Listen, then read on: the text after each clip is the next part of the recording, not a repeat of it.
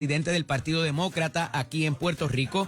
Estará con nosotros también el zar de la energía y también titular de la Autoridad para las Alianzas Público-Privada, Josué Colón. Y tendremos con nosotros a la ex senadora Keren Riquelme también en el tercer turno para tratar algunos de estos asuntos que están sucediendo durante toda esta semana y qué esperar para esta que comienza.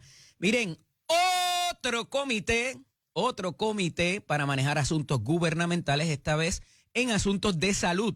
Tiene que ver con la falta de los fondos federales ante la crisis financiera en el sistema médico. Lo nombra la gobernadora Jennifer González. Y a ver con qué se come eso. Y como siempre le digo, si viene ese combo con papitas y refresco.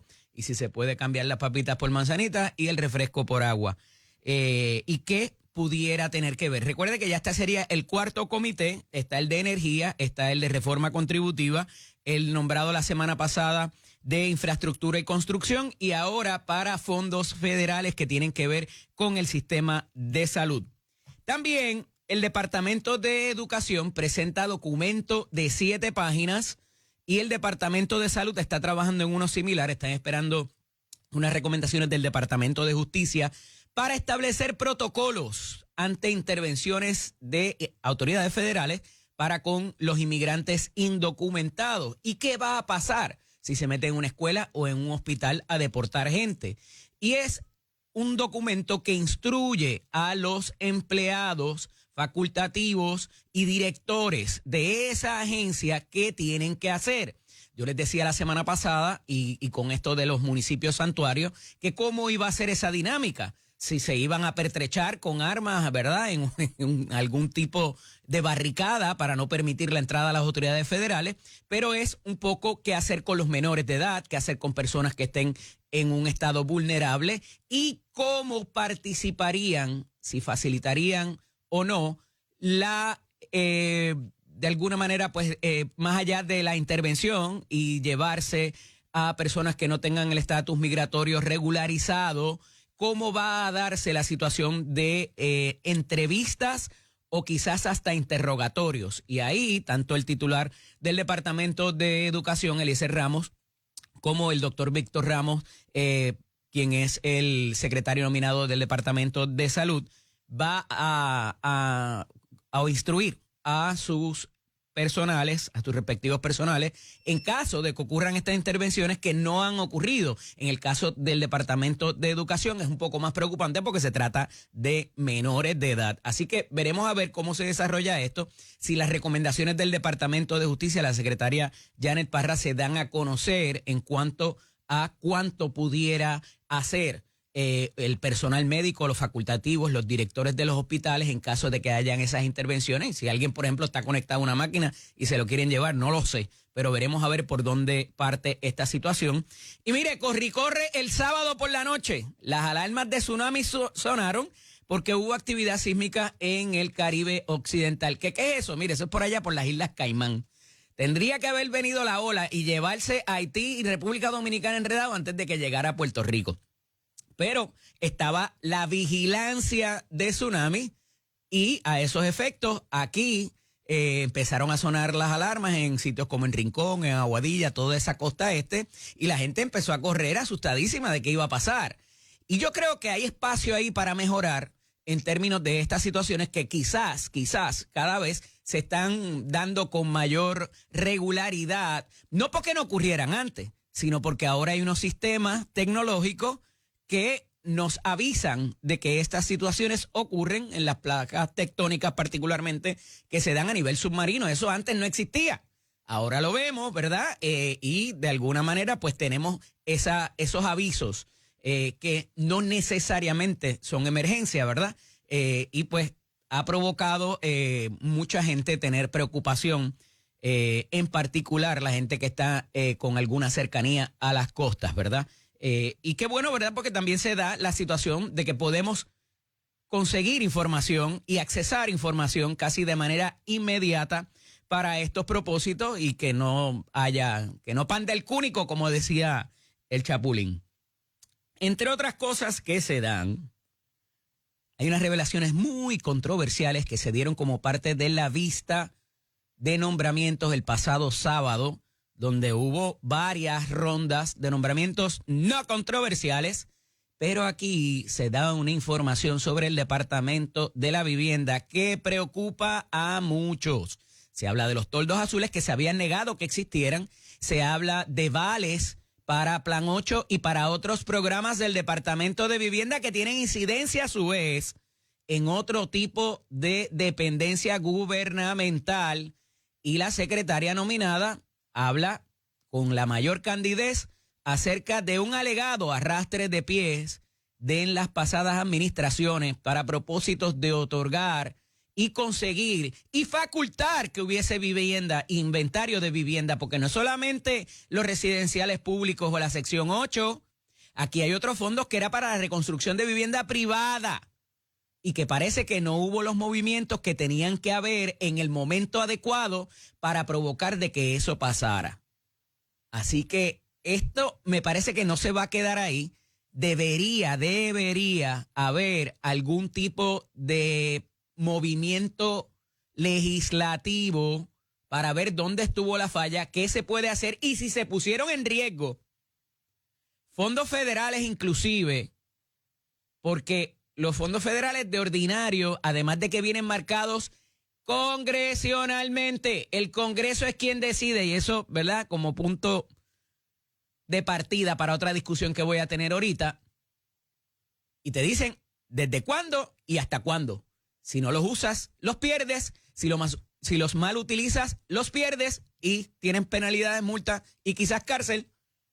Pero es el Congreso quien determina cuándo, dónde y hasta cuándo también.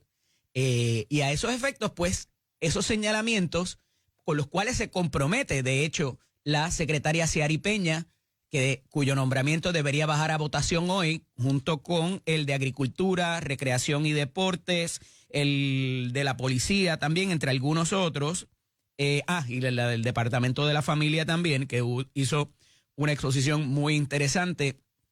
Y voy a hablar pronto del Departamento de la Familia porque me están llegando unas informaciones, al igual que con otras agencias, que está bien complicada la cosa allá adentro y la pelea entre los bandos primaristas, lamentablemente, y no están dejando que cosas pasen, pero vengo ya mismo con esa información en los próximos días cuando la tenga completa y la pueda así divulgar responsablemente para que se mejoren los procesos, porque al final del día no es criticar por criticar ni dar el zarpazo político, es que las cosas mejoren y cuando usted vaya a buscar un servicio, cuando usted vaya a esa ventanilla, cuando usted haga esa llamada, que las cosas pasen. ¿Se acuerdan eso de que las cosas pasen? Pues eso es lo que se busca desde esta trinchera.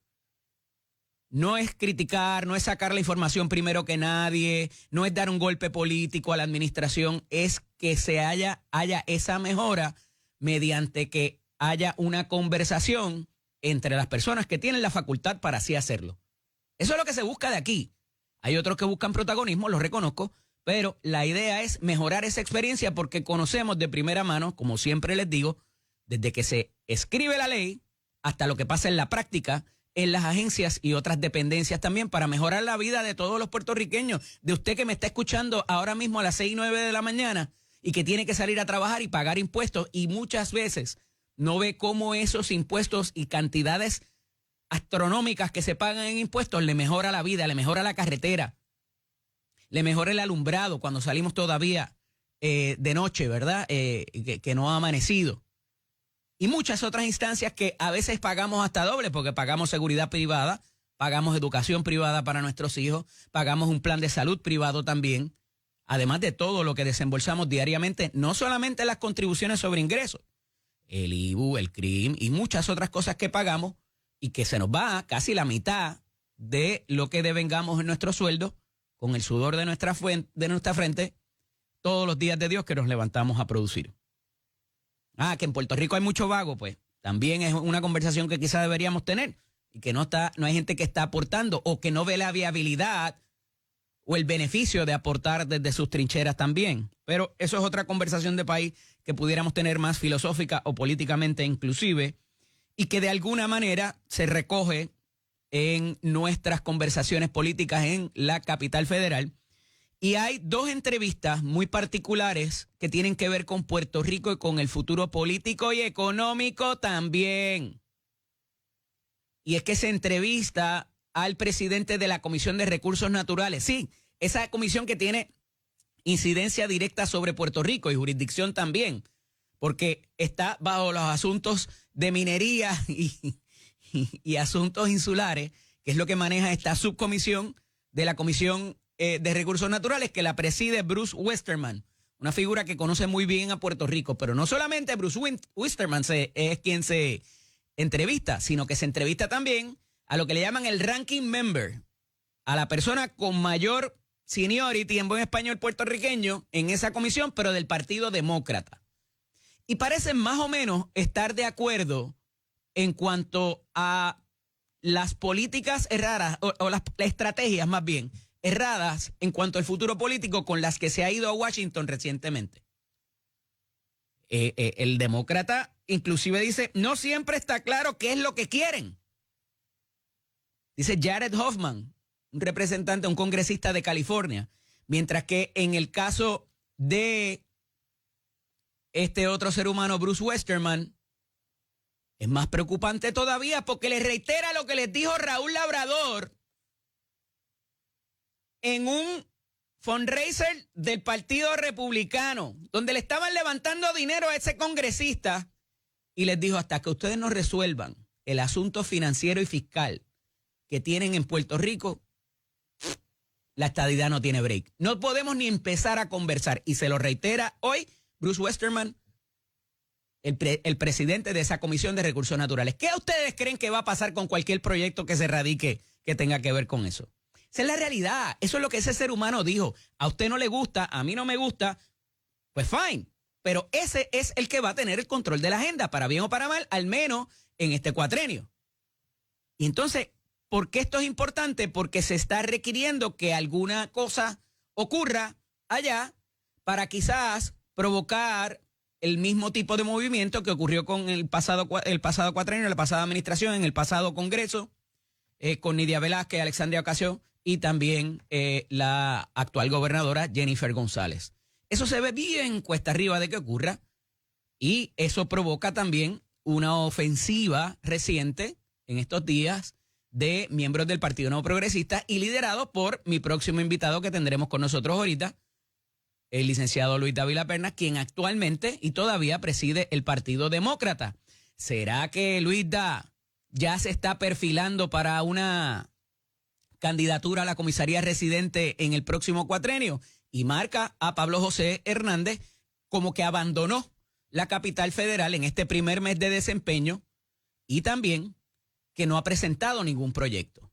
Tengo varias preguntas que hacerle a Luis Dávila, que fue acompañado de senadores y representantes del Partido Nuevo Progresista que han estado muy activos en la capital federal tratando de promover, por lo menos, y conversar esa conversación de lo que es la estadidad o el futuro político para Puerto Rico en todas sus vertientes, ¿no? Y a esos efectos, más allá de si esto es el comienzo de una candidatura para la comisaría residente en el 28, también cómo un demócrata ataca a otro demócrata, y no quiero adelantar mucho de las preguntas que le habré de hacer a Luis Dávila Pernas, que estará con nosotros ya mismito, pero, ¿verdad? Hay que ver si este tipo de cuestionamiento, por decir lo mismo, se le pudiera hacer a la gobernadora en Puerto Rico también. Y no lo voy a adelantar más nada porque ya tengo varias preguntas que hacerle al presidente del Partido Demócrata en Puerto Rico. Miren, parece que eso de los líderes de la eficiencia está de moda, porque la gobernadora, mediante una orden ejecutiva, nombra a la secretaria de Estado y directora también de la Autoridad para el Distrito de Convenciones a un tercer puesto para liderar la eficiencia gubernamental. ¿Con qué se come ese combo? ¿Viene con papitas y refresco, como siempre le digo? Pues veremos a ver, porque eso no existía. Habían unos intentos a través de la Secretaría del Departamento de Estado para mirar reglamentos y lo que se llama la propia ley de procedimientos administrativos uniformes, la famosa LEPAO, que rige lo que es los procedimientos en las agencias de gobierno, de muchas cosas, Dice que eso hay que revisarlo cada 5 años. Aquí no ha pasado eso hace un rato. Hubo un esfuerzo en la administración pasada por ver qué de esos reglamentos se podía poner al día. Se quedó en una mesa redonda, después no pasó más nada, es la realidad. Y a esos efectos se busca reducir la burocracia y optimizar procesos gubernamentales. Es la orden ejecutiva 2025-009. Y dice, esto es importante, el sector privado y el libre mercado deben dictar la pauta y dirección de nuestro futuro económico. No puedo estar más de acuerdo. Y aquí les doy mi opinión como tal. Porque hay un montón de procesos que lo que hacen es detener particularmente eso. Y como les decía la semana pasada, con la legislación esta de los restaurantes, ¿qué tiene que hacer el gobierno metido en la relación directa entre un consumidor y el comercio? No me das buen servicio, no me das buen producto y hay que pagarlo muy caro, no te auspicio y me voy a otro. Que los procesos gubernamentales hay cosas de permiso y cosas que hay que regular. Perfecto. Pero no te metas tu gobierno en mi relación para con quien voy a consumir. Y esto ha llegado al punto de que en el nuevo día de hoy se está pidiendo 0 permiso. Quita los obstáculos para todo lo que sea suplido de energía, para que pueda ese tipo de facilidad, sea por gasoducto, sea nuclear, sea lo que sea. La política a nivel federal es esa. Vamos a mover todo lo que tenga que ver con suplido de energía para bajarle el costo. Y hay una declaración federal y estatal de emergencia todavía vigente que tiene que ver con eso y con los procesos competitivos también de la subasta y ese tipo de cosas. Para viabilizar que podamos tener esas facilidades. Y eso en principio, no se ve mal. Porque en efecto la cantidad de apagones y la duración de los mismos parecería estar fuera de control. Yo creo que muy pocas de las personas que me están escuchando y viendo ahora mismo pudieran no concurrir con eso. Entonces, tenemos varias amenazas upcoming.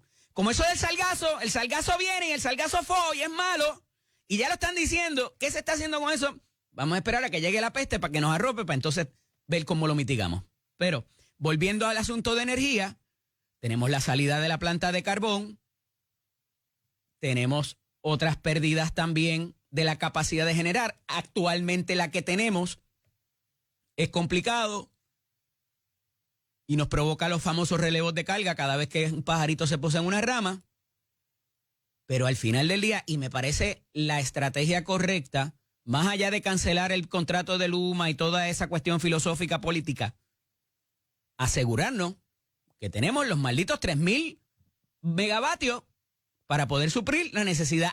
Que los postes, los cables y eso. Está bien. ¿De qué te vale tener los postes y los cables de oro, brillositos, nuevecitos, si no tienes que mandar por ahí?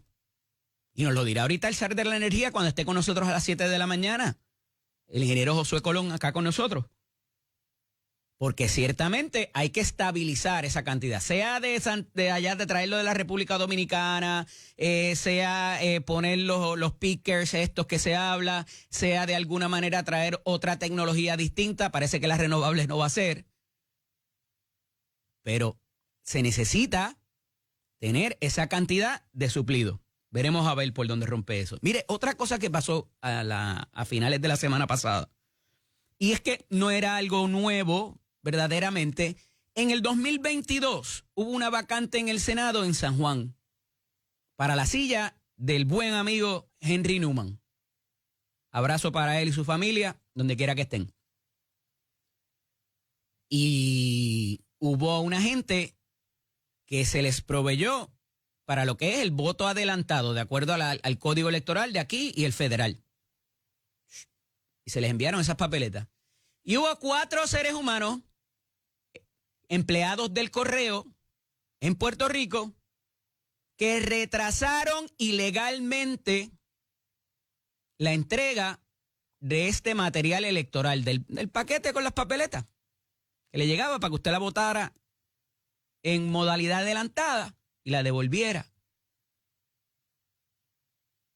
Y eso fue investigado por el brazo operativo investigativo que tiene el correo, el servicio de correo, y también por el FBI. 5 años se exponen cada uno, o hasta 5 años, de prisión por retrasar este material. Y se dice que eso ocurrió también para el ciclo electoral del 2024, ya sea en su fase primarista o en su vertiente de la elección general. ¡Ojo al pillo! Ya están advertidos de lo que puede pasar y quién los va a procesar. Ya hay 4 ahí. ¿Qué va a pasar con eso? Algo importante. ¿Recuerdan del alcalde, el exalcalde de Ponce, el doctor Irizarry Pavón, a su cita con la justicia hoy? Y es importante porque nos dice la oficina del panel del fiscal especial independiente que está negociando la reducción de los delitos imputados que tienen que ver con enriquecimiento injusto y con la ley de ética gubernamental. Y nos dice en entrevista la fiscal Fuster Troche que pudiera estar aceptando responsabilidad y que si no lo hace, la evidencia no es que sea robusta y convincente, es que es más allá de dudas razonables con todos los testimonios de los participantes. Y que quizá, y esto lo añado yo, no sería bueno que cierta gente tengan que sentarse allí en el banquillo, de nuevo o por primera vez. Así que parece que esas conversaciones están bastante adelantadas y la vista que había hoy parece convertirse en una de lo que se llama de estatus. ¿Dónde están los procedimientos? El juez pregunta, ok, ¿por dónde vamos con esto? ¿Cuán adelantado está? ¿Cuándo pudiera pasar esto? Y se calendariza los próximos pasos. Eso está pasando con el doctor Irizarry Pavón allá en Ponce y es lo que debe de pasar hoy allá en el tribunal de Ponce bajo el juez, en la sala del juez Taboa. Mire, un candidato de Honduras reclamando el ELA para Honduras, pero no para lo que usted piensa. Este candidato, el Chamo le llaman, dice que esto es un beneficio que tiene Puerto Rico, que bueno es el ELA. ¿Recuerdan cuando decía José Luis Dalmau eso? Pero no, es como paso transicional a que se asimile inclusive a Honduras y que no se les moleste con la parte migratoria, tengan los beneficios de salud, los beneficios de poder entrar a la milicia y de otras cosas, además de que no se les deporte. Y junto a José Luis Dalmau parece decir, ¡qué bueno es el ELA! No habla de la parte de cuánto cuesta o quizás el limbo jurídico que pudiera haber, ni la falta de representación. Eso me imagino que se atacará después. Pero es importante porque no solamente lo deja en el beneficio que tienen los puertorriqueños de manera migratoria, sino que va más lejos y establece, como yo pienso, de que el Estado Libre Asociado es la transición hacia una relación más cercana con los Estados Unidos. No para la izquierda, no para buscar la independencia. Yo creo que Muñoz Marín y otros arqueólogos de esa filosofía estaban bastante claros en cuanto a eso. Así que veremos a ver cuál va a ser la respuesta, porque hay por ahí el secretario Marco Rubio, anda por toda Latinoamérica llegando a acuerdos, así que sabe Dios que veremos allá. Ay, Cristo.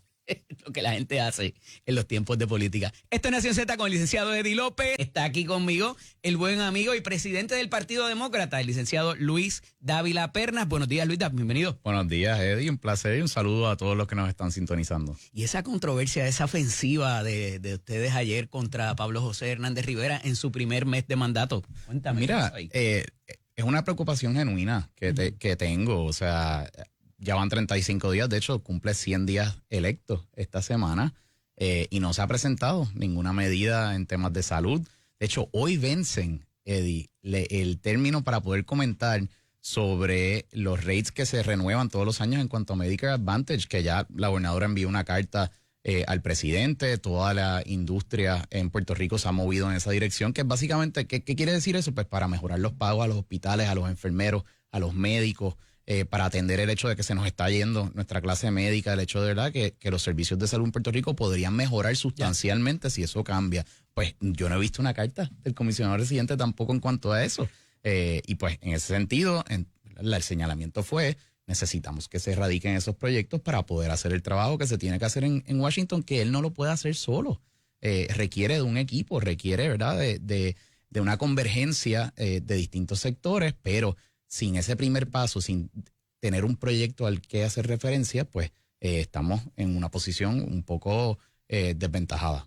Hay de alguna manera, alguna comparación que hacen, ¿verdad?, desde ese llamado para con el comisionado residente, y comparan quizás alguno de los mandatos, ¿verdad?, ya sea el primero o el segundo, de la comisionada residente Jennifer González en su momento. ¿Cuánta distancia hay entre una y otra en el desempeño de ese primer mes? Muchísima. La gobernadora, entonces comisionada residente, ella juramentó un 3 de enero de 2017, estrenándose por primera vez en el Congreso. Ajá. El 4 de enero, el día después, no habían pasado 24 horas y ya estaba radicando el primer proyecto de Medicaid, que de hecho ella evitó el precipicio fiscal de Medicaid en 3 ocasiones. La primera fue en abril de ese año. Okay. O sea, que ella presentó ese proyecto, lo empezó a mover, lo empezó a socializar, lo empezó a compartir, y ya para abril había convencido a la mayoría republicana de aquel entonces, con un presidente Trump. Fíjate como todo es muy similar a ese entonces. También radicó proyectos en cuanto al Medicare, en cuanto a la extensión del crédito por dependiente o el Child Tax Credit a Puerto Rico. También radicó un proyecto de estatus, radicó un proyecto, me parece, del SSI, todo en esos primeros 30 días. Y eso es lo que marca, ¿verdad?, la dirección de una oficina que es la única que representa a Puerto Rico allí. Así es que si comparamos China con China, definitivamente hay un contraste muy grande entre ese avance que logró la comisionada en aquel entonces y el comisionado de ahora. En su alocución de ayer le acompaña la senadora Rosana Soto Aguilú, está el senador Ángel Toledo, está el representante José Aponte Hernández y el otro representante Ángel Morey y Lourdes Ramos, también estaba con ustedes. ¿Esto pudiera verse como político o el comienzo de una candidatura a la comisaría residente para 2028 de su señoría? No. Rapidito, te hago la pregunta. Pues mira, el único que ha hablado de candidaturas aquí es el propio Pablo José, que se ha proyectado, ¿verdad?, en una campaña política del 2028, ¿verdad?, la coronación allí en Humacao. Mira, Eddie, el comisionado residente es él. El comisionado residente es él, y él es el que tiene la responsabilidad de, ¿verdad?, cumplir con las promesas de campaña que hizo y de cumplir con su trabajo. Yo creo que ya ha cobrado como 3 cheques, no ha radicado un proyecto. Señor comisionado, radique eso para que podamos adelantar esas causas. Eso es lo que estamos diciendo. O sea, y esperamos que, ¿verdad?, la gestión que hicimos ayer, ¿verdad?, levante esa voz de alarma y que se pueda presentar y adelantar el trabajo que hay que hacer. De las primeras reacciones que existen fue de Manuel Calderón Cerame, secretario general del Partido Popular Democrático, y habla del presidente del Partido Demócrata actuando en contra o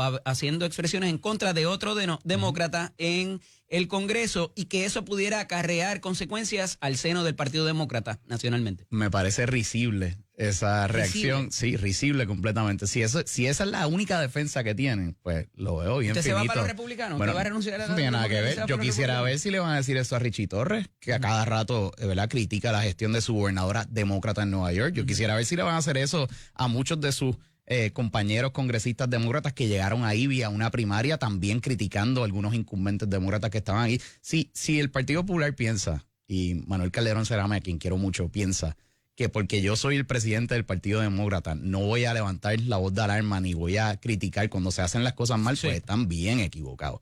Porque, nuevamente, ahí está el récord. Ahí está el récord. Uno busca, aquí está, mira, dice, uno busca proyectos de ley de Pablo José Hernández, no results found. Pues ahí eso es un problema grande, y creo que a 35 días de haber juramentado, más casi 100 esta semana de haber sido electo, pues... Ese mismo señalamiento no pudiera hacérsele a la gobernadora aquí en Puerto Rico. Bueno, compárame China con China. La gobernadora no es la comisionada residente, no trabaja en la rama legislativa. Aún así, si fueras a medir... si fueras a medirme con esa vara, lo cual entiendo que no es igual, todavía tiene más proyectos presentados que Pablo José Hernández. Eso es innegable, ahí están los hechos. Okay. Y aquí hay una rama legislativa con una mayoría en ambas cámaras que está haciendo el trabajo, tienen los proyectos y se está trabajando. hay una táctica y una estrategia para la presentación de proyectos y hay dos escuelas de pensamiento, que es tú consigues a tus sponsors y entonces radicas, o radicas y después consigues a los sponsors. Y se le ha criticado eso, que quizás la gobernadora, cuando era comisionada residente, se adelantó demasiado a la presentación del proyecto antes de buscar auspicios, y particularmente lo que tiene que ver con el cambio de estatus quizás político. Yo creo que los auspicios no tienen nada que ver, hablemos de resultados. ¿Cuántas veces la gobernadora evitó el precipicio fiscal? Para adelantar. Por eso, y lo consiguió. ¿Cuántas veces la gobernadora evitó el precipicio fiscal de Medicaid? 3 veces. La gobernadora logró que se extendiera el Child Tax Credit a Puerto Rico, que se quitara aquella limitación de que había que tener 3 hijos para tenerlo. Pero eso fue logró el crédito por trabajo. ¿Legislación que ella radicó o legislación fue que radicó, que se montó en el vehículo de otro congresista? Ahí está la ley. Ella fue la primera en radicar esa legislación y esa legislación eventualmente se aprobó. Así es como opera el Congreso, Eddie. El Congreso no opera, yo voy a radicar un proyecto y vamos a ponernos todos de acuerdo, y si yo logro que entren 25 coauspiciadores, entonces se va a aprobar. Si no es que funciona, tú lo presentas. Y entonces y empiezas a socializarlo, a moverlo. Mira, tengo este proyecto que tú crees, lo podemos mejorar, vamos a cambiarle esto, ¿qué te preocupa? ¿Qué no? Y esa dinámica se da, pero lo que inicia esa conversación, lo que inicia ese debate es la presentación del proyecto. Ausente de eso, por ejemplo, aquí en 3 semanas, la gobernadora nos ha convocado a todos a ir a Washington. Y parte de los temas que se van a hablar, además del tema del estatus, es precisamente las desigualdades de los puertorriqueños en los programas federales. Pues cuando nos reunamos en esas oficinas, si no hay un proyecto específico para hacer referencia, se va a quedar en el aire, porque no pueden ir a verificar, no pueden ir a validar que en efecto ese congresista o ese senador puede unirse a un proyecto en el cual, ¿verdad?, busca, por ejemplo, atajar las disparidades en Medicaid, en Medicare, que se le otorgue el SNAP a los puertorriqueños, que se nos otorgue el SSI, por ejemplo, el ajuste de FEMA, de inflación a los proyectos de FEMA. Eso es algo importantísimo que está ocurriendo y lleva ya varios años. Pues hay que atajarlo desde temprano, porque si espera mucho tiempo, el Congreso ya el año que viene se van a elecciones, otra vez, se van de campaña, correcto, hay recesos bien largos, y eso yo lo he visto. O sea que la importancia de arrancar fuerte, de arrancar rápido en esta sesión, no es algo que se debe tomar a la ligera, y ese es el señalamiento. Un poco le llaman abandono a la responsabilidad de Pablo José en cuanto a lo de Washington, pero pudieran validar de que a lo mejor la estrategia de él sea distinta versus lo que hizo la gobernadora, o no hay manera de validar eso en términos de buscar el auspicio y después presentar la legislación. Es que yo creo que no es que sea una validación o no, el propio Partido Popular reconoce en su reacción al señalamiento que en efecto no se han presentado los proyectos, pero que es parte de su propia estrategia. Bueno, yo tengo preocupación y hacemos una crítica a esa estrategia porque creo que no es correcta. Creo que mientras más te tardas, peor es, porque te quedas sin tiempo para poder moverlo. Y pues espera, yo es lo que espero. En realidad esto no es ni para criticar, ni para... O sea, lo que estamos haciendo es buscar que se presente el proyecto. Es una preocupación genuina. Hay política envuelta también. No, es una rama política, vamos a hablar, ¿verdad? Pero ¿cuánto de esto responde quizás al anuncio de la semana pasada de que será el principal opositor de la gobernadora para la candidatura a la gobernación? Yo creo que uno podría mirar ese evento como quizás una justificación al hecho de por qué no lo ha presentado, y claramente ha tenido su enfoque en una cuestión partidista política, dirigido a una campaña política que se va a dar en 4 años, y eso le restó tiempo de presentar el proyecto. Pero si él no hubiese anunciado su presidencia al Partido Popular, ¿se hubiese hecho este tipo de señalamiento como quiera? Los hechos están ahí, Eddie. Van 35 días, no se ha presentado un proyecto. Yo creo que... Esa no es la pregunta. Bueno, la pregunta no tiene nada que ver. No tiene nada que ver el hecho de que estemos presentando que no se haya presentado el proyecto a esta fecha. Que lo acompañaran principales líderes de la colectividad, legisladores particularmente. Yo creo que es muy lógico el hecho de que claramente su enfoque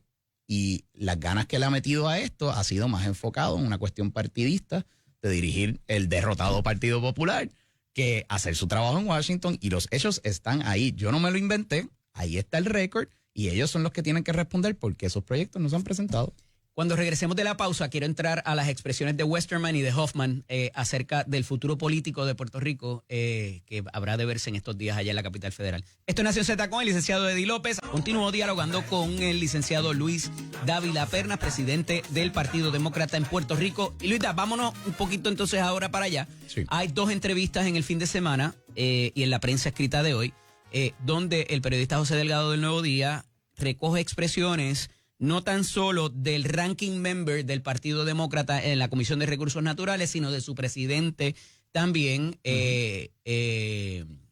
¿cómo se llama? Bruce Westerman. Y a esos efectos habla o reitera más bien algo que ya habíamos escuchado antes, inclusive de la voz de Raúl Labrador, quien en su momento fue congresista y en un propio fundraiser en una convención republicana dijo, hasta que no se resuelva el asunto fiscal de Puerto Rico, no hay conversación para acerca de un cambio en el aspecto político. Y adicional a eso, se trae el asunto de la permanencia de la Junta hasta 2029, pero que hay que mirar cómo ir saliendo de ello.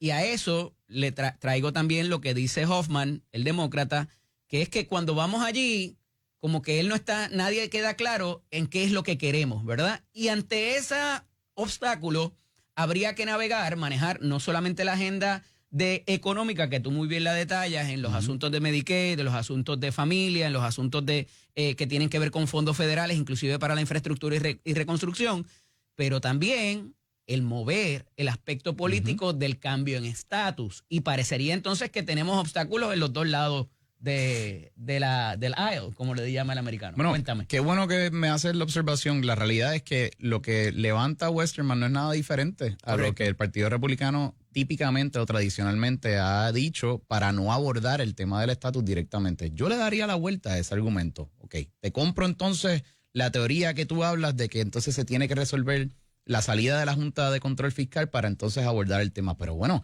hablemos de por qué entró la Junta de Control Fiscal en primer lugar. Y la realidad es que aquí por mucho tiempo se tomó dinero prestado porque teníamos que compensar por la falta de fondos federales en cómo operan los programas en Puerto Rico. Y no es de extrañar y no es raro asumir el que de aquí a que se va la Junta, pero continuamos en la misma situación colonial, la misma desigualdad en cuanto a programas federales, el hecho de que eventualmente podríamos terminar en el mismo barco. O sea, que yo creo que todo se puede volver a traer al tema del estatus y parte de la discusión y el debate de la salida de la Junta conlleva también hablar de qué va a ocurrir después. Y ahí yo creo que se puede insertar el tema en cuanto a una transición eventual para ser admitido como un estado de los Estados Unidos de la Unión para asegurar que esto más nunca vuelva a ocurrir. Estamos siendo más fiscalmente responsables quizás en ese sentido y que pueda verse alguna percepción de que eso está ocurriendo. Bueno, yo creo que ahí está el hecho, ¿no? Puerto Rico es mucho más fiscalmente responsable ahora de lo que era hace 10 años. Pero porque tenemos una junta.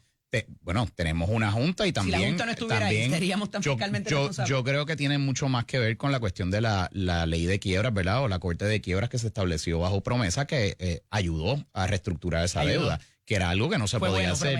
Bueno, yo no he dicho eso. Yo lo que he dicho es que en términos fiscales, yo estoy diciendo que en términos fiscales el cambio fiscal se debe en gran parte al hecho de que se pudo reestructurar la deuda y se pudo, ¿verdad? Pudo haber una salida en cuanto a eso. Y que no nos embargaron las cuentas y todo ese tipo de cosas. Y entonces es innegable también que la economía se ha disparado. Los empleos se han disparado, ¿verdad? La vivienda, lo que es los activos en Puerto Rico, el dinero que se está moviendo, basta con ir a la calle y uno lo ve. Así es que yo creo que todo eso, ¿verdad? Todos esos factores inciden en cuanto a eso. Porque eso funcionó para los bonos de obligación general, para COFINA, y no ha funcionado para PREPA, para la Autoridad de Energía Eléctrica. Mira, PREPA yo creo que es el gran escollo que ha tenido tanto la juez Swain como todos, ¿verdad? Los componentes que han estado trabajando el asunto fiscal. Yo creo que es la cuestión de la corporación pública, la deuda de la corporación pública estar separado de todo lo demás y el hecho de que pues, esto está atado también a lo que es la viabilidad, el plan de ajuste de la deuda, que ha sido controversial. Y pues veremos dónde termina eso. Yo creo que nuevamente todo se puede retrotraer al hecho de que somos una colonia. El hecho de que en Puerto Rico operamos bajo un estado de indefensión también ante un Congreso que legisla. Esos chavos prestados no éramos colonia. Bueno, para esas emisiones de bono que hay gente que las cuestiona, ¿verdad? Las de obligación general, fíjate que tienen un componente legislativo en casi todo su respecto, pero la de las corporaciones públicas no. Fíjate, Eddie, que lo que yo digo de la situación colonial es que Puerto Rico no tiene voz y voto en el Congreso. Estamos en un estado de indefensión en ese sentido. Perfecto, o sea, no tenemos la manera. Eso con coger deuda. Bueno, lo que tiene que ver es, por ejemplo, el hecho de que en Puerto Rico, bajo el bloque, lo que nos toca por fórmula en Medicaid son 350 millones, con un sistema que cuesta más de 2,000 millones. Si eso no se arregla, Puerto Rico va a tener que seguir cogiendo prestado para sacar 1.7 billones de dólares todos los años para financiar su sistema de salud. ¿Y que nos van a pedir que aportemos para poder ser parte de eso? Bueno, yo creo que aquí se va a haber aporta que pagar impuestos federales. Del cheque que a ti te cogen el mismo Medicaid, Medicare y Seguro Social. O sea, que empecemos por ahí. ¿No va a haber que pagar otras contribuciones para poder conseguir eso que tú dices? Probablemente habrá que pagar contribuciones federales y las contribuciones estatales van a bajar como lo es en cualquier otro estado. Tenemos mucha gente que nos está viendo ahora mismo. ¿Que va a bajar qué? ¿Que va a bajar qué? ¿Qué va a bajar? Los impuestos estatales en ninguna jurisdicción de los Estados Unidos. Porque entonces no vas a tener que depender tanto, el Estado no va a tener que recaudar tanto para correr un sistema. Impuesto al inventario, la cosa de, obviamente, las contribuciones sobre ingresos, el IBU, hay mucha gente que ya está cerca del 40-45% del sueldo. Y para eso son las reformas contributivas y para eso hay 50 ejemplos de jurisdicciones donde las contribuciones a nivel estatal son mucho menores de lo que se paga a nivel federal. O no existen, como en Florida, Texas, que es 0%, Tennessee, me parece que es 0% también. Hay una vía, hay unos modelos, se puede copiar, no es imposible. Y ahí está la ruta, y es claro el hecho de que la condición territorial actual afecta completamente. Los 7 congresistas, los 2 senadores y los 5 representantes, ¿cuánto nos va a costar? Porque hay una información que siempre la trae el Partido Popular, que es el informe del GAO, del General Accounting Office, de cuánto nos costaría convertirnos en Estado. ¿Cuánto nos costaría? Bueno, miremos lo que hizo un senador. Esos buenos puertorriqueños que están levantados ahora mismo empezando a laborar. Miremos lo que hizo un solo senador que prácticamente se convirtió más poderoso que el propio presidente Biden, Joe Manchin. Sinema también en Arizona, muy poderosa también. O sea, tener ese poder que los puertorriqueños... Bueno, pero lo comandaron. Yo estuve una época en Washington DC donde yo trabajaba y la gente que llegaba al bufete decía... Sí, ya yo me reuní con Casablanca. Yo necesito una reunión con Manchin y con Sinema porque esa. Imagínense que Puerto Rico tenga eso. La semana pasada estuve en una reunión del Partido Demócrata a nivel nacional y me senté con un colega demócrata y me dice, los puertorriqueños la verdad es que no saben el potencial que tienen, no saben lo que tienen. Cualquier minoría étnica en los Estados Unidos se moriría por asegurar tener 2 senadores y 5 representantes con voz y voto. O sea, eso es algo que ninguna minoría étnica en el mundo podría aspirar, ni los mexicanos, ni los venezolanos. Ahora los hondureños quieren el ELA. Nadie. Hay candidatos ahí en Honduras que van próximamente a la elección que quieren el ELA. No saben lo que dicen, pero no muchachos. se quedó en quedarse en el ELA. Él lo ve como el paso intermedio para luego el territorio, ¿verdad?, incorporado y convertirse en Estado. ¿Eso es viable? ¿Un país latinoamericano? Ellos añoran lo que es ser parte de los Estados Unidos. Eso es algo que los puertorriqueños que tenemos 20 millones de pesos, pero es viable, que es probable. ¿Eso puede ocurrir? Ese es el poder de ese pasaporte, que todo el mundo lo quiere. Yo en realidad eso es una cuestión de geopolítica internacional que honestamente estaría por verse qué rayos podría pasar ahí, pero yo creo... Rubio por ahí a nombre de Trump haciendo deals después de que él amenaza a los presidentes y después llegan a acuerdos. Y ayer vi que habló de Groenlandia otra vez y toda la cosa, lo cual nuevamente valida el hecho de que si los Estados Unidos está dispuesto a admitir un territorio danés o inclusive Canadá donde se habla francés, pues todo está en mito de que a Puerto Rico nunca se le admitiría porque aquí se habla español y supuestamente nuestra cultura es demasiado distinta a la de los Estados Unidos, pues queda completamente derrotado. Ayer estaba viendo, ¿verdad?, las festividades de los Juegos con varios amigos y los anuncios y toda esa cosa, y vimos, ¿verdad?, que se estaba celebrando en Luisiana el asunto y no han perdido su cultura. No han perdido su cultura, claro que no. De hecho, la música, los bailes, la manera de construir, todo lo demás. Así mismo, de hecho, uno va allí, a todo el área del French Quarter y todo. Y a Luisiana lo compraron. Lo compraron y llegó a ser era territorio español y hay muchas cosas españolas allí. Tienen también, ¿verdad?, lo que es la influencia creol francesa. Y ellos son muy orgullosos de su cultura, de lo que es, ¿verdad?, sus tradiciones, y no lo han perdido por el hecho de que forman parte de los Estados Unidos, como nosotros no lo vamos a perder el día que seamos un estado de los Estados Unidos.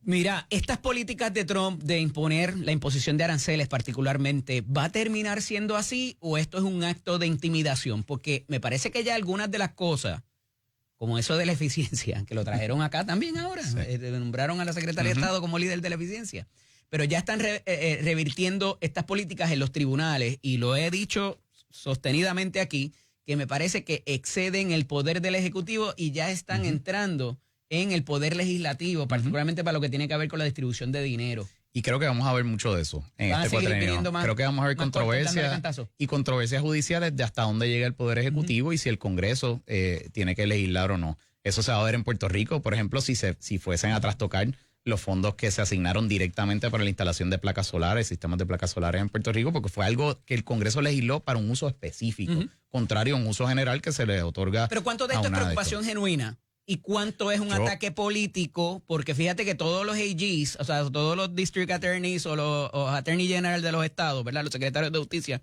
todos son demócratas, los que han ido a la corte. Yo creo que, Jueces bueno, nombrados por porque los otros no se atreven, pero los gobernadores están muy preocupados y los gobiernos estatales están Pero muy hay preocupados. resistencia dentro de los republicanos también. Yo creo que claro que hay resistencia. A Bueno, que venga un ente que no ha sido, ¿verdad? En ley todavía aprobado, basta con ver, esté Eddie. requiriendo información del tesoro, de los pagos y los desembolsos. Basta con ver, Eddie, hace 2 semanas el memorando que tuvieron que rescindir en cuestión de 48 horas. O sea, no es algo que no se haya visto antes y lo estamos viendo. Yo creo que a mí me preocupa mucho más la guerra de los aranceles, Sí. el famoso trade war, porque eso sí tiene un efecto directo. Obviamente son medidas proteccionistas, ahora lo está haciendo con lo que es el steel ¿verdad? Y otras materias, para precisamente fomentar que se importe de afuera ese tipo de productos sea mucho más caro que producirlo localmente. Rita, gracias por estar con nosotros esta mañana para hablar de todos estos asuntos. Vamos a ver cómo sigue corriendo eso. No se vaya nadie, que regresamos en breve con el zar de la energía y secretario también el director de la Autoridad de Alianzas Público-Privadas. Esto es Nación Z con el licenciado Eddie López. En los próximos minutos estará con nosotros el zar de la energía y el director de la Autoridad para las Alianzas Público-Privadas, el ingeniero Josué Colón, para dialogar acerca de cuáles son los próximos pasos, por dónde va y cuán adelantado el trabajo del comité que tiene que ver con la reforma energética que encomendó la gobernadora y que fue uno de los primeros también que se pudo presentar y ver que se ha adelantado nuevamente en cuanto a eso y los asuntos de la quiebra de energía eléctrica, que parece que a la juez Taylor Swain se le acabó la paciencita. ¿Y a qué me refiero? Pues mire, le envía caliente, le baja caliente una orden a la Junta de Supervisión Fiscal y le dice, enmiéndate ese plan fiscal que es del 2024. No has podido trabajar el asunto de la mediación, a ver cuánta deuda se va a pagar. Y yo les he dicho, no tienen por qué hacerlo tampoco porque tienen una sentencia del Tribunal Apelativo que ya final firme e inapelable para propósito de lo que pueden cobrar y lo que no. Entonces, dicho esto, aquí hay un ingrediente de varias situaciones. Y es que recuerden que si se da por terminado lo que es el título 3 de la ley promesa para con la Autoridad de Energía Eléctrica, y un poco era lo que nos hablaba el licenciado Dávila Pernas, entonces entraríamos en otro juego distinto, fuera de promesa, que muy bien pudiera provocar que arresten todas las finanzas, entiéndase las cuentas de la corporación pública, y entonces no necesariamente se respeta inclusive los dineros para operarlo. Y le digo que hay varias vertientes aquí porque ahí hay dinero federal para reconstrucción de plantas y del sistema eléctrico también. Y ese dinero, como está congresionalmente obligado y mandatado para esos propósitos, ese dinero no se puede utilizar para pagarle a los bonistas. Pero todo lo demás que recaude Luma inclusive pudiera quedar lo que se llama arrestado, embargado, para propósitos de ver qué le toca a esos bonistas que ya tienen una sentencia ahí en la mano diciendo tú lo puedes cobrar todo. Si hay alguna disposición que diga, tú tienes que, primero que nada, está en promesa, pero si salimos de promesa y se decreta que la quiebra ya no va a ser, olvídense de las pensiones, olvídense de la revisión de tarifa y olvídense hasta de que la corporación pueda operar con dinero, porque todo eso va a tener que ser objeto de otro tribunal y ver si en efecto se puede mantener la operación sin que el bonista cobre. Eso lo garantiza, para bien o para mal, la ley promesa, en particular el capítulo que se llama el título 3, que habla que inclusive ya cuando se llegue a un acuerdo o a unas cantidades fijas para el repago de esa deuda, se pague primero los costos de operación y de lo que sobre, entonces el bonista cobra. ¿Qué le toca hacer? a la Junta de Supervisión Fiscal, que han cogido par de palos recientemente porque parecería que arrastran los pies en esta línea, parece, no lo estoy adjudicando, y es un poco la interpretación inclusive de la juez Taylor Swain, de que mientras ellos ese asunto no lo resuelvan, justifican su permanencia y su contratación de expertos y muchas otras cosas más. Entonces, en realidad, esa operación de la Autoridad de Energía Eléctrica con sus dos vertientes ahora de alianza público-privada en Genera y en Luma, está siendo eficiente. No se están gastando excesivamente en la administración y en otras partidas también. Todo eso queda por cuestionarse y es lo que está requiriendo la juez Taylor Swain ahora de la Junta mediante esta orden que tiene que ver con esa eficiencia, con la calendarización de procesos, de cómo se recortaría gastos, hacerlo más eficiente y que sobre menos para pagarle a los bonistas. O sea, aquí no hay de otra. En toda su acreencia. Se sigue y se continúa, también continuo con esto, los procesos de mediación, a ver si esa gente se apiadan de nosotros y nos descuentan alguito. La realidad es que no tienen por qué hacerlo, como les he comentado consistentemente, ¿verdad? Y esa resistencia se mantendrá, porque tienen una sentencia del tribunal apelativo de que pueden cobrarlo todo. ¿Cómo lo van a cobrar? ¿Cuándo lo van a cobrar? Eso es lo que está pidiendo la juez ahora a la Junta de Supervisión Fiscal para que calendarice cómo se haría ese plan de ajuste fiscal y garantizar, que lo veo complicado, un sobrante de lo que se cobra versus lo que se cuesta producir la energía y todos los demás componentes para garantizar, repito, lo que vaya a ser ese pago mensual, anual, trimestral, semestral, como se haga, a lo que es la tarifa, ¿verdad? O los costos de energía versus la ganancia que pueda obtenerse. Y hay más de un ente aquí que dice, aquí no está sobrando nada, ni va a sobrar nada. Y mucho menos cuando se empiece a pagar la deuda. Y sabe Dios dónde aterrizamos con las fuentes de energía y qué nos va a garantizar ese suplido. Por eso esta discusión es importante en el marco de cosas que todavía no se han resuelto y que inciden sobre ella, como les comentaba temprano. Hay unas alternativas prospectadas, algunas más adelantadas que otras, para garantizar esa generación, ese suplido de generación, que ronda alrededor de los 3,000 y pico de megavatios entre las diferentes plantas. Y que con la salida de la planta de carbón, con la entrada entonces de lo que se conoce como Energisa, que es esta planta que se firmó recientemente para empezar su construcción, y hay una solicitud, me parece que de muy buena fe, además de que obviamente tiene que ver con la gente que trabajaría con esto y obtendría ganancia, porque así tiene que ser, y que no se obstaculice con permisos estatales o federales, porque parece que por ahí va Donald Trump también, a eliminar todo eso de que si hay pajaritos, de que si hay restos arqueológicos, no importa, vamos a hacer la planta, vamos para allá y vamos a generar burn baby burn, dijo, o drill baby drill, burn baby burn fue aquí, vamos a quemar combustible fósil y para el sirete las renovables. Sí, porque eso no hay gran capacidad y eso se pierde y no necesariamente es nuestra realidad. Y no es costo efectivo tampoco porque esas placas cuestan mucho y las baterías y demás. Y parece irse moviendo la política, no solamente aquí, sino allá, a eso de la energía renovable, porque eso es woke, eso es malo, eso es de los demócratas. Eso de limpio y ambiental y no provocar que, ¿verdad? Y poner 20 obstáculos mediante la permisología para la construcción de plantas y todo eso. No. Eso tiene que cambiar porque esa no es la visión a nivel federal. ¿Cuál pudiera ser la respuesta hablando de una reforma de permisos, hablando de una reforma contributiva, hablando de mejorar una infraestructura, de poder aprovechar sin que nos quiten fondos federales?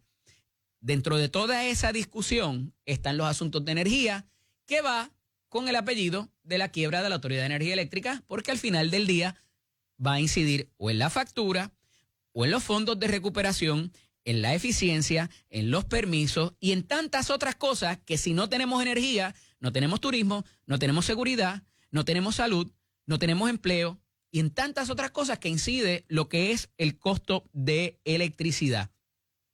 Así que estos son los retos que existen. Hay unas ayudas, me parece a mi juicio, de la política federal del presidente Donald Trump versus o vis a vis lo que es los retos que tiene esta nueva administración, que ha prometido avances significativos en tiempo récord, que ya lleva mes y pico ¿verdad?, en el poder, y que parece, por lo menos a nivel de lo que se ha presentado para legislación, pues no haber mucho, pero esas conversaciones y esas recomendaciones de comité, y por eso ahorita contrastaba lo que es el desempeño de Pablo José en la capital federal, o lo que se señala ayer como desempeño de Pablo José mediante esa ofensiva del Partido Nuevo Progresista, y lo que es la estrategia en Puerto Rico de presentación de proyectos.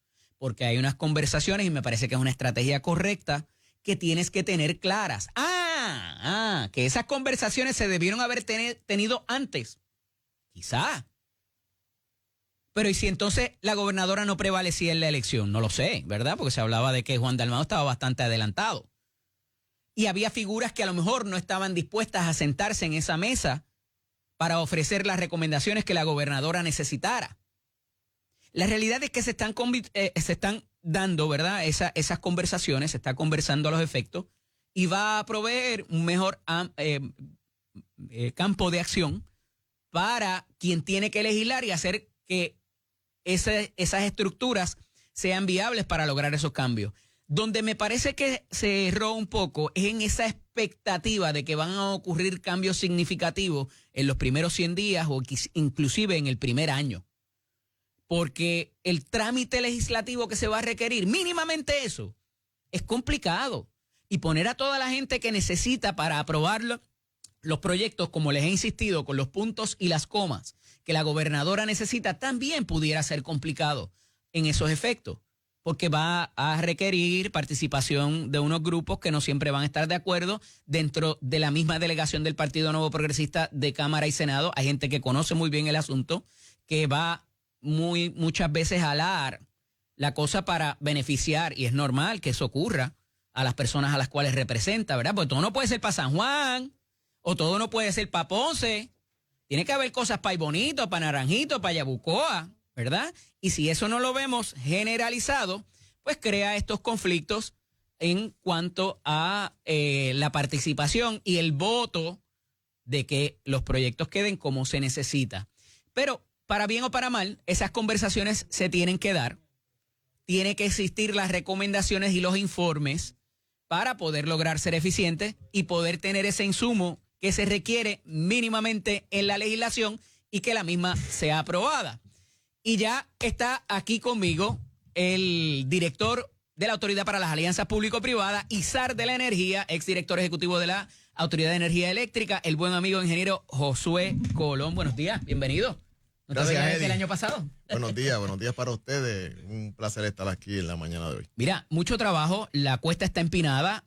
Con estos dos sombreros viabiliza un poco lo que ya, las recomendaciones que has dado a través de toda tu historia, ¿verdad? Esto no es nuevo, no comenzaste en esto recientemente.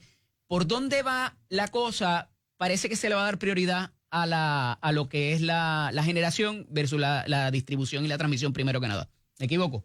Bueno, no, Eddie, la realidad es que el componente de generación se le está dando prioridad porque hay una serie de unidades que están en reparaciones actualmente, que es importante que entren en servicio antes que comience el pico de demanda de este año, que comenzará la rampa. Yo te diría que cerca de abril de este año ya va a empezar. Después de Semana Santa, más o menos. Sí, por ahí, después de Cuaresma, como uno dice. Sí es.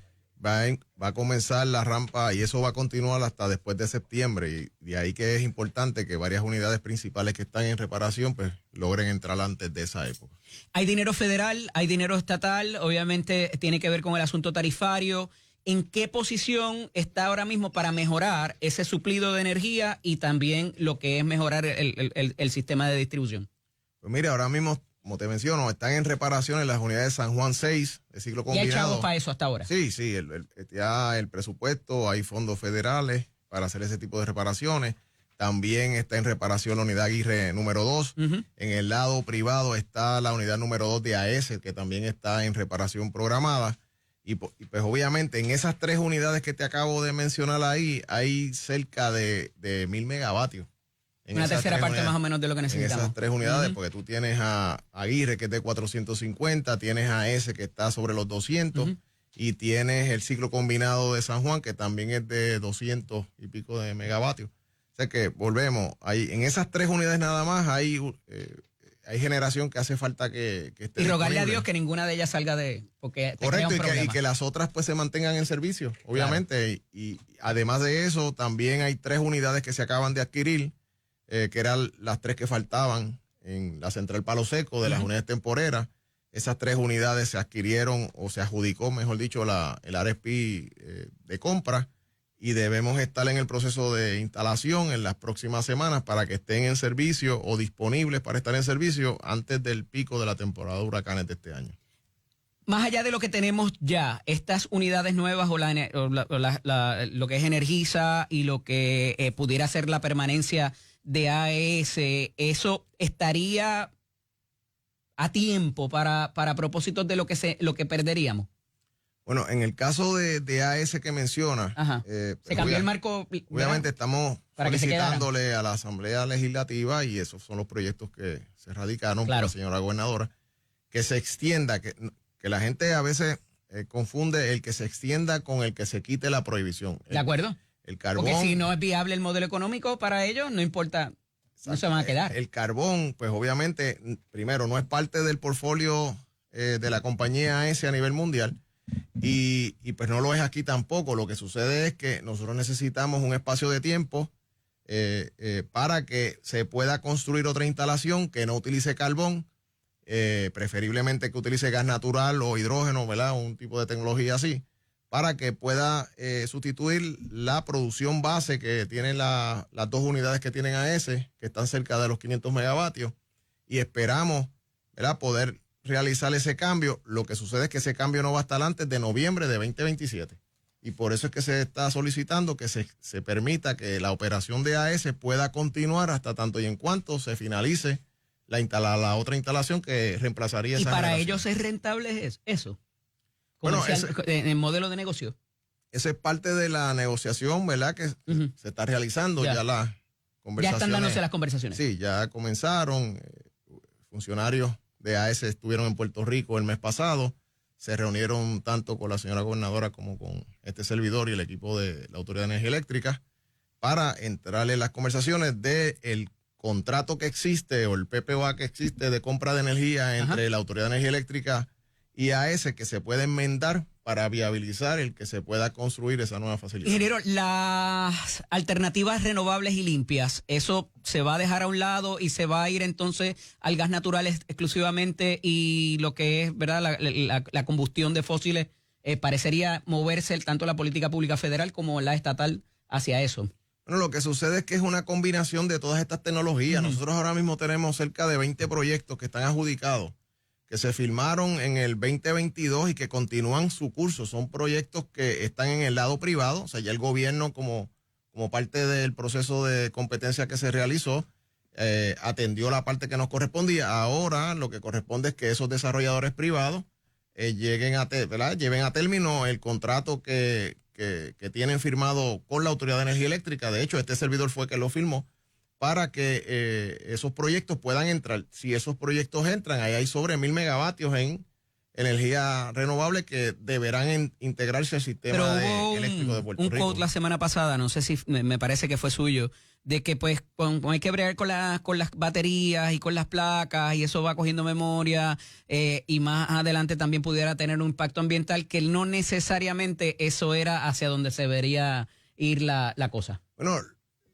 para ser más claro, no en ¿verdad?, esa dirección. Para ser más claro, ¿verdad?, en ese punto, lo que sucede es que nosotros, además de ser una isla geográfica, somos una isla desde el punto de vista eléctrico. Significa que no tenemos interconexión ni tenemos resguardo como tienen otras jurisdicciones en los Estados Unidos. Por eso es que nosotros tenemos que tener aquí en Puerto Rico más resiliencia, más reserva, más capacidad redundante que posiblemente otras jurisdicciones. En esa dirección, por eso es que nosotros La queremos... República Dominicana es una isla también, ingeniero.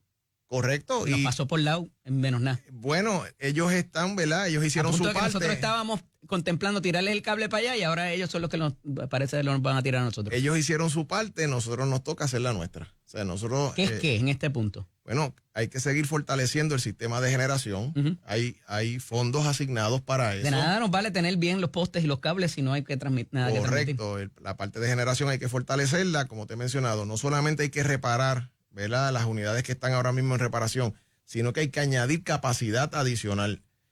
¿Cómo se va a añadir esa capacidad? Pues está el proyecto que mencionaste de Energisa. Ese es un proyecto que obviamente está en evaluación, pero si luego de toda la evaluación se concluye que el proyecto es viable, es bueno para el sistema de energía de Puerto Rico, pues obviamente la expectativa es que ese proyecto pueda entrar en servicio según fue contratado. Eso obviamente corresponde a los proponentes de ese proyecto en Energisa desarrollarlo y cumplir. Nosotros desde el sector gubernamental pues estamos enfocados en que todos esos proyectos, todo ese portfolio de proyectos pues se pueda viabilizar y se pueda construir sin obstáculos, porque la realidad es que si ninguno de esos proyectos se viabiliza y se como dice, vamos se a tener más integra apagones y por más tiempo al sistema eléctrico, pues van a continuar los problemas que nadie quiere. ¿Ya se sabe exactamente dónde estuvo la falla de los últimos apagones que hubo masivos, particularmente el de Año Nuevo? Bueno, el día de Año. El de Año Nuevo, bueno, desde el punto de vista de nosotros, sí, eso fue una falla en un pie-tie cable que unía el centro de transmisión de 230 en Costa Azul con el de 115. ¿Fue generación o fue transmisión y distribución? ¿Dónde estuvo la falla? Se inició en una falla. ¿Quién debió haber hecho qué? Se inició la falla en un área que estaba bajo la jurisdicción de Luma y eso ocasionó un evento cascada que sacó las unidades 5 y 6 Que no de le Costa pueden echar Azul la culpa a los Tiel. y las unidades 1, 2, 3 de Ecoeléctrica. Obviamente en ese momento, que fueron como las 5:30 de la mañana del 31 de diciembre, a esa hora, esa generación que llevaban esas dos, ¿verdad?, centrales generatrices era prácticamente la mitad de la demanda de energía y pues no hubo manera de que... Y a todos nos molesta cuando se nos interrumpe el servicio, pero para esos propósitos el sistema funcionó como debe funcionar, se protegió y tumba, ¿correcto? Sí, el sistema de protección pues obviamente sacó esas generatrices que estaban en ese punto de falla y pues obviamente una vez eso ocurrió pues el evento cascada que, ¿verdad?, que... Y previene un daño mayor, que hay que decirlo a los también. generadores, seguro que sí. Estas recomendaciones que le habrá de enviar a la gobernadora este comité en el cual usted es parte, ¿verdad? O la parte principal. Muchas de esas recomendaciones no son nuevas. Usted ya las tiene y las trae en su mochila. Y las ha ofrecido consistentemente las hemos a quien las quiere mencionado escuchar. por años y hemos sido consistentes en decir que no es que se descarte una tecnología u otra, es que para que nosotros podamos fortalecer nuestro sistema eléctrico, todas esas tecnologías tienen que ser parte de la solución. Eso cuesta. Bueno, hay capital privado, pero afortunadamente para el caso de, ¿verdad?, de lo que es la infraestructura pública, hay unos fondos federales que fueron asignados por el gobierno de los Estados Unidos y por parte del Congreso y que la hoy gobernadora también fue parte de ese Congreso que asignó esos fondos. Y actualmente lo que nosotros queremos es que esos fondos se maximicen y se acelere el uso de ellos, tanto en el área de transmisión y distribución como en el área de generación. El viernes, para darte un ejemplo, se firmó un contrato que es el más grande en los Estados Unidos para instalar sistemas de almacenamiento de energía en el sistema eléctrico de Puerto Rico, que va a traer como tal más de 400 megavatios en almacenamiento. Es un proyecto de sobre 700 millones financiado con fondos federales gracias a la participación de FEMA, el COR3, obviamente Genera, Prepa. O sea, todo ese componente participó y trabajó en una misma dirección para que ese proyecto se convirtiera en una realidad. Ahora esas baterías van a empezar a llegar a Puerto Rico cerca de mayo y se van a instalar y esperamos que antes de final de año ya parte de las mismas estén en funcionamiento. Ingeniero, ¿cuánto hay que cambiar legislativamente para propósitos de lo que usted propone en ese, más allá de las otras recomendaciones que darán otras figuras en ese comité? ¿Es mucho? Bueno, lo que pasa es que hay que atender varias de las leyes que están presentes, ¿verdad? Hay que atender la ley de política pública, porque nosotros queremos, como he mencionado, que se permita el que la operación de AES pueda continuar por unos años más hasta que entre, ¿verdad?, la nueva instalación. También es importante que en el caso de las metas de energía renovable pues eso se alinee más con la realidad, Claro. ¿verdad?, del sistema eléctrico de Puerto Rico y de la capacidad de integración que tiene el sistema eléctrico. ¿Cuántas APP vamos a ver de cara al próximo año, quizás en este cuatrienio? ¿Vendrán otras nuevas? Bueno, eso no se descarta. Yo acabo de enviarle, ¿verdad?, conforme a la ley, unas comunicaciones a todas, ¿verdad?, las agencias del gobierno para que evalúen en sus respectivas áreas si entienden que hay alguna área de oportunidad en esa ¿Hay dirección. algunas en el pipeline ya? Bueno, sí, hay Sí. algunas que se están, ¿verdad?, No evaluando. me diga cuáles, pero ¿cuántas más o menos? ¿Cuántas pudiéramos esperar ahí? Hay en el área de energía, Sí. pues obviamente es una de las prioridades que tenemos ¿verdad?, en consideración, pero también queremos darle el espacio que si alguna agencia tiene alguna, ¿verdad?, algún proyecto que ellos entienden o de oportunidad que pudiera viabilizarse mejor en el sector privado que ¿Quién se público, va primero, Genera o Luma? Bueno, yo no quiero especular sobre eso. Yo lo que exhorto a ambos es que hagan su trabajo por el cual fueron contratados. Gracias, ingeniero, por estar con Bueno. nosotros. Regresamos en breve aquí en Nación Z con el licenciado Eddie López. Lleva esta mañana nuevamente la ex senadora Keren Riquelme. Buenos días, bienvenida. Buenos días, Happy Monday a todos. Yo sé que estaban las personas medio amanecidas del Super Bowl anoche. No hablemos del tema del sueño, ¿verdad? No, ni del resultado del juego tampoco. Estoy bastante triste. Sí, Sí, ya sabemos ahora, que los dos íbamos a casa. definitivamente, allí viví por mucho tiempo, así que ciertamente adolorido todavía. Vistas de nombramientos el pasado sábado, ha habido back to back todas las semanas, ¿verdad? Estas últimas 2 semanas, estas vistas de confirmación de nombramientos no controversiales, pero surgió allí varias cositas, tanto de recreación y deportes como de vivienda, que parecen arrastrar a las 2 pasadas administraciones cuando menos, por esto de los vales de Plan 8 y de otra reconstrucción de vivienda. Y contrario a lo que dijo el secretario en las vistas de transición, parece que sí hay gente con toldos azules todavía. Mira, Eddie, yo estuve... Habiendo chavos para eso. Sí, pero vamos a hablar lo que no se dice detrás de la noticia. Ajá. Esto es interesante. Yo estuve en varias ocasiones en vistas públicas de lo que fue la Comisión de Infraestructura, que tenía que ver con la reconstrucción, y Sin en duda. varias ocasiones nosotros citamos al secretario de la Vivienda y todos los componentes de los famosos techos azules, porque el ciudadano de a pie, ¿verdad? Si tú no tienes esa interioridad, tú vas a decir, ¿cuántos chavos han dado para Puerto Rico esos techos azules todavía? ¿Y hay o no hay? A 7. Sí, claro Hay. que hay toldos azules, pero hay que saber por qué. Porque, número 1, fueron 2 factores. Uno, que cuando se identifican todas las personas que tenían toldos azules, no todo el mundo cualificaba porque no tenían su documentación al día. Entonces, al no tener... ¿Qué es eso de la documentación? la documentación al Explíquémoselo día. al ciano que acaba de aterrizar. ¿Cómo que no tienes la documentación al día y por eso te quedas con tu techo azul? Pues la documentación al día es que no puedes probar que esa casa es tuya. Título de propiedad. No tienes título de propiedad, o quizás en algún momento ya pues llevabas muchísimo tiempo en esa casa, pero no pusiste tus papeles al día para poner tus títulos de propiedad, para poner... Y cuando viene FEMA y paga por desastres, requiere, uno de los requisitos principales es que haya titularidad, porque si no estaría...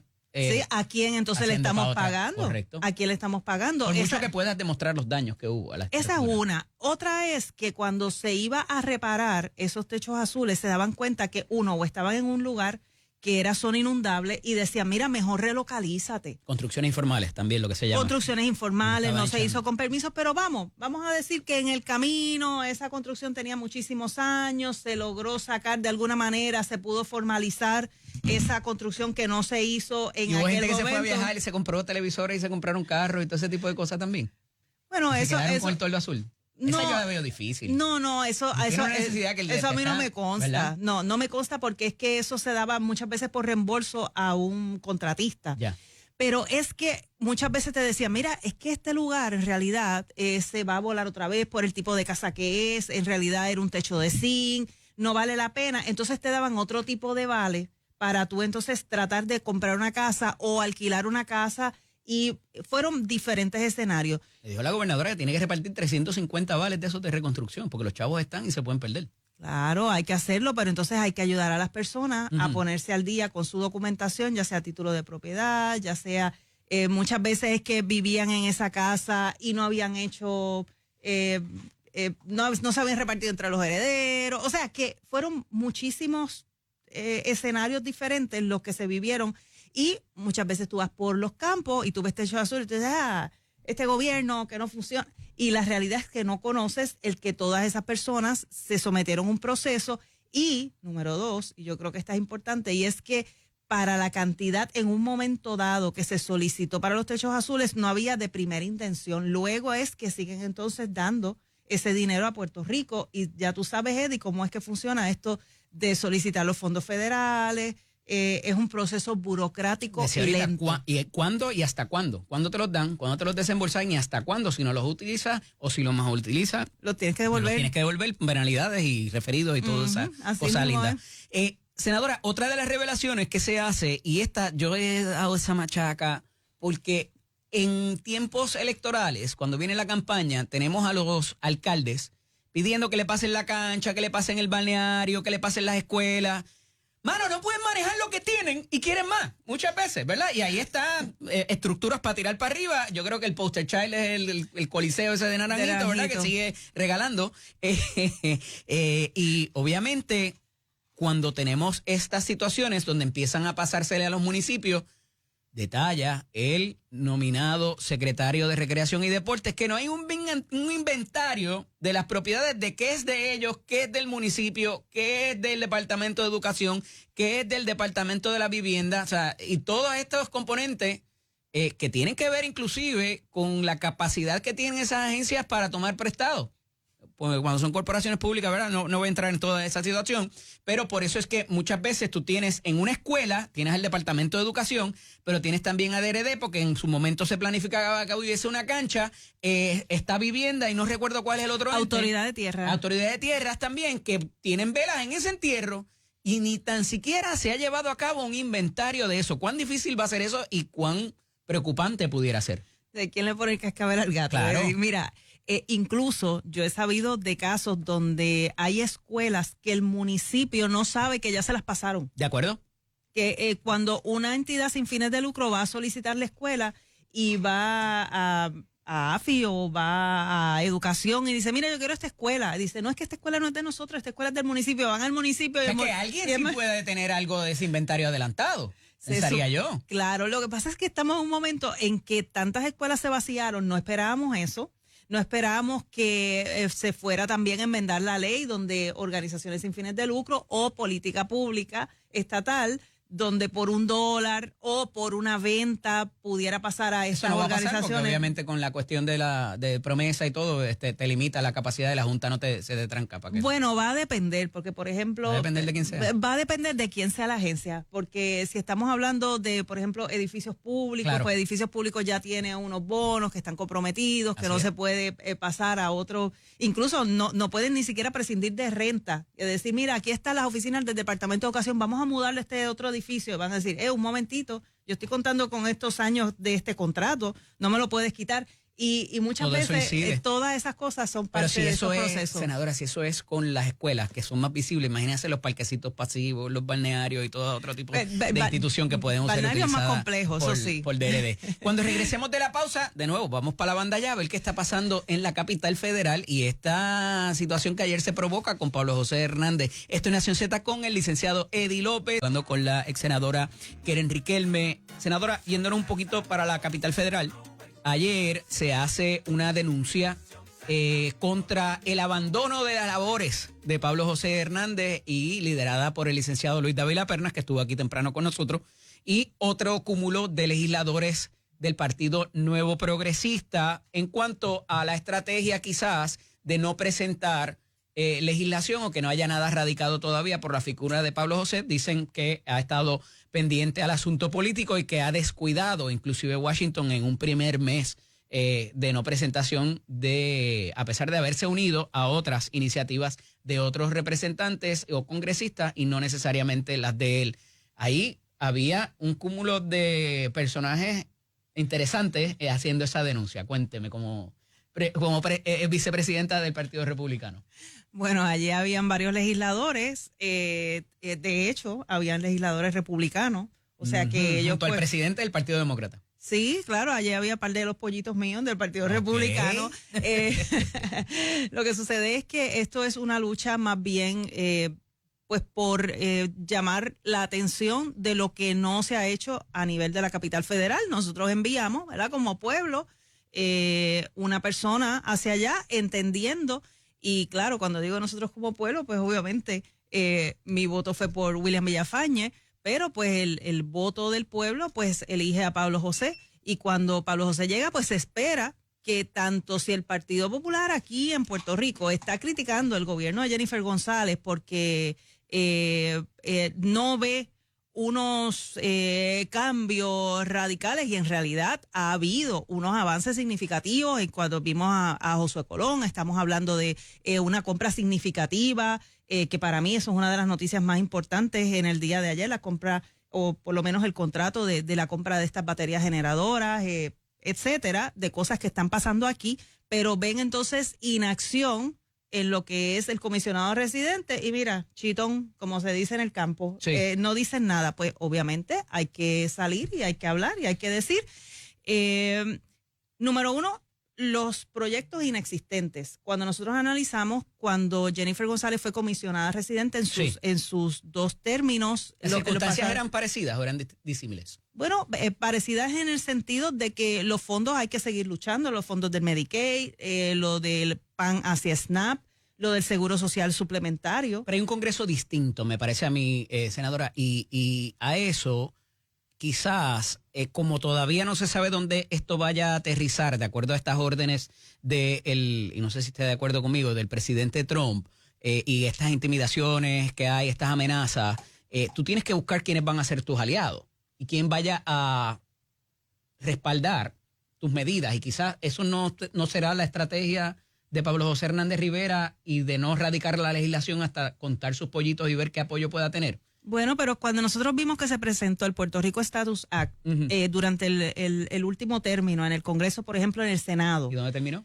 Bueno, pero es que tú tiras el dado, tú comienzas a trabajar el tema, tú comienzas a buscar tu gente que se va uniendo, y nosotros vimos cómo se comenzaron a unir senadores. Pero no puede luego. hacer eso sin radicar la medida. Bueno, exacto, tiene que eradicar la medida, y muchas veces se radica la medida sin radicar la medida, quiero decir. Sí. Empezar esas conversaciones de, mira, voy a ir por aquí, ¿qué tú piensas de esto? Sí, eso es una estrategia válida también. Bueno, pero es que ya lleva tiempo, y se supone que antes de tú llegar, pues claro. Pero si la gobernadora lleva lo más o menos lo mismo y ha radicado 3 proyectos nada más. No, pero es que se está moviendo. Una cosa es el Ejecutivo, como tú lo mueves, una cosa es que tú estás acomodando las agencias, que tú estás creando política pública, otra cosa es que ya tú tienes que saber dentro de tu delegación demócrata quiénes son tu gente, y haber hecho esa conversación, y si por lo menos tú tienes 1, 2, 3, mira, vamos a radicar, vamos a hacer ruido en la capital federal, y eso es lo que no ha estado ocurriendo, y temas tan importantes como yo voy a ir a trabajar lo que es el desarrollo económico.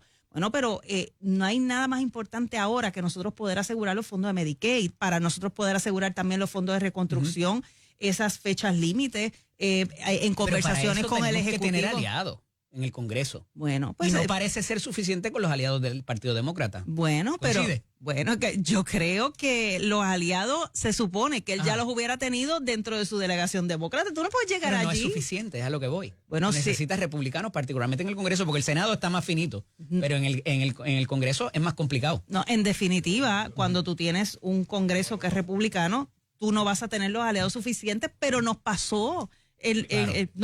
Ya nos ha pasado, y tú lo que haces es que tú tomas un paso adelante, tú radicas una medida, tú buscas tus aliados, tú haces tus conversaciones, tú haces, conferencias de prensa, tú vas a las oficinas, tú se supone que tú te veas activo. Pero trabajando. cuando tú pudieras ver, y esto yo pensando acá, ¿verdad? Y conociendo la dinámica legislativa, si tú empiezas a ver que va a haber una confrontación entre facciones de un partido, muchas veces tú tienes que ver por dónde va a picar eso. Y yo creo que ahora, con lo que está pasando, los excesos y las reversas judiciales, vamos, por llamarlo de cierta manera, que estamos viendo de los poderes ejecutivos de Trump, lo que pasó con Elon Musk y toda esta cosa del USAID, particularmente también de los fondos, que hay una prerrogativa claramente congresional, los mismos gentes de Trump va a empezar a decir, no, esto me toca a mí. Aquí tú te estás excediendo en mis poderes. Entonces, ante esa pelea, radicar encima de legislación me parece que es complicado, y ver por dónde, a quién yo traigo para acá.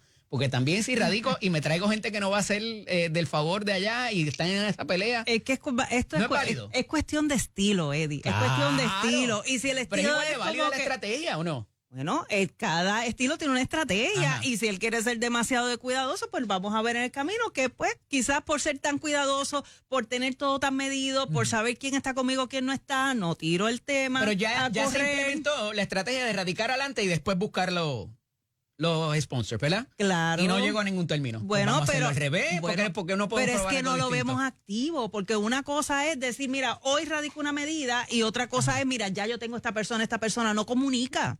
Y eso, Bueno, pero eso es otra, entonces. bueno, otra pero es que distinta, entonces no se ve un comunica. plan, no se ve un plan. Y si su estilo es que es demasiado descuidadoso, Por pues tener quizás plan- vamos. Por tener plan, uno tuvo que salir de la fortaleza recientemente, senadora.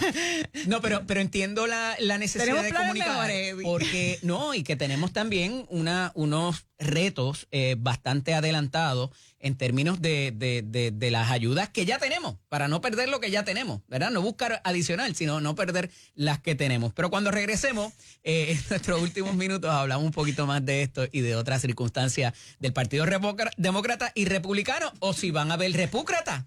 Parece, ¿verdad? Esta es Nación Z con el licenciado Eddie López. Con nosotros la senadora Keren Riquelme. Senadora, hubo expresiones de los dos miembros principales de la Comisión de Recursos Naturales, que como Puerto Rico para todos los propósitos es una mina, y así nos tratan, pues se dijo, uno de ellos, el republicano, que es el presidente actual de la comisión, que hasta que no haya estabilidad financiera, Puerto Rico no se va a traer ni tan siquiera a la consideración lo que es mover la aguja a nivel de estatus. Y en el caso del demócrata, dice que cada vez que hemos ido allá, ellos no quedan claros de qué es lo que queremos, inclusive con la celebración de plebiscito o cualquier otro tipo de consulta, y que a esos efectos, pues parece que tampoco en el lado demócrata se va a adelantar el asunto del estatus. ¿Qué le parece? Eddie, que ese es el problema de estar llevando mensajes incorrectos y que Pablo José esté diciendo de que las papeletas en blanco es la mayoría del pueblo que no quería la estadidad. Ese es el problema. No lo dijo que él, lo tenemos. dijo el Budget Office o una de Está las bien, dependencias pero del- que ese es el problema cuando están llevando mensajes incorrectos. Entonces, dice, no, estamos entregando los resultados de que la gente no quiere estadidad. Mira, pero es que de verdad quiso la estadidad y están los votos, las papeletas votadas es lo que cuenta, La lo que diferencia quiere es de el pueblo. 49 a 58%. Es que, mira, y yo creo que va a subir un poquito más cuando se ajusten, ¿verdad? Los números de las máquinas. Y si la comisión se Dominio. pone para su número, Se correcto. supone que se ponga para su número. Pero la expresión de estas personas, ya inclusive el congresista Raúl Labrador, de origen puertorriqueño, nos había dicho lo mismo en una convención republicana, que hasta que el lado fiscal no se atendiera, hay gente que dice que una cosa viene con la otra porque necesitas la representatividad para poder atender efectivamente. Mira, yo me lo alegro fiscal. que digan eso, porque en cierta manera, cuando aquí se vaya la Junta de Control Fiscal, cuando aquí terminemos de cuadrar las finanzas, que es lo que está pasando ahora mismo, yo quiero ver entonces que vamos a llevar esas palabras que ellos dijeron versus lo que tenemos aquí en cuanto a nuestras finanzas y lo que hay en caja. Y esto es lo que ustedes dijeron, vamos a ver si van a cumplir sus promesas y tenemos que acordárselo todo momento y nosotros vamos por buen camino Si financiero. una junta volveremos a tener responsabilidad, serán responsables fiscalmente la legislación. Sí o sí. Eso es lo que queda por Sí no, o sí, sí o sí. Porque la Junta es lo que No ha hay break. prevenido que haya esa responsabilidad recientemente. Gracias, senadora, por estar con Gracias, nosotros. Nos Eddie, vemos buen día. próximamente por acá. Esto es Nación Z con el licenciado Eddie López.